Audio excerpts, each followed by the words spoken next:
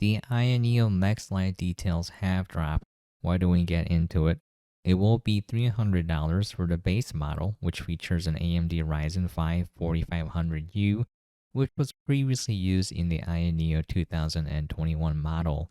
There will be an upgraded model of the AYANEO Next Lite with no pricing mentioned as of now, featuring an AMD Ryzen 7 4800U, which was previously used in the AYANEO 2021 Pro model.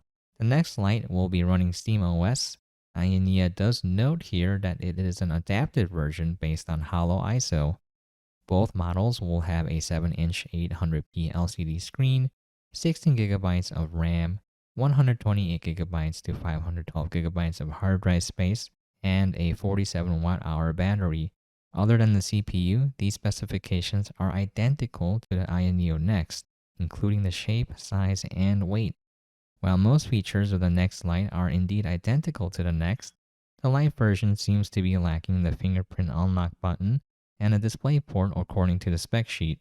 Essentially what AYANEO is doing here is taking the processors from the AYANEO 2021 and 2021 Pro models and using them in the AYANEO Next bodies with some minor features taken out to save on cost. A lot of the benchmarking and performance tests have already been done. In terms of the general performance, the CPU in the AYANEO Next Lite in the 4800U model is slightly better than the original LCD non-OLED Steam Deck, while the GPU is worse.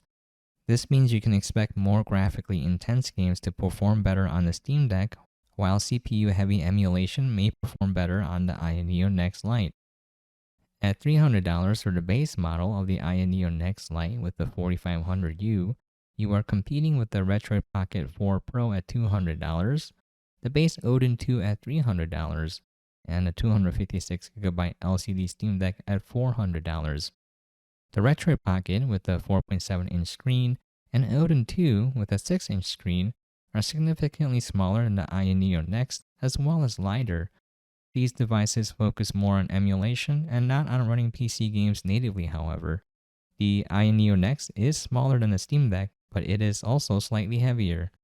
For closing thoughts, the price for what you get doesn't seem too bad, considering how expensive AYANEO products usually are.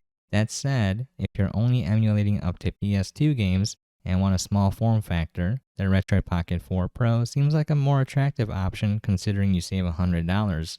The AYANEO Next Lite seems to compete directly with the Odin 2 for people only considering emulation, and the base Steam Deck for people considering also playing PC games natively. The Odin 2 is much smaller and lighter, but the AYANEO Next Lite can do some native PC gaming.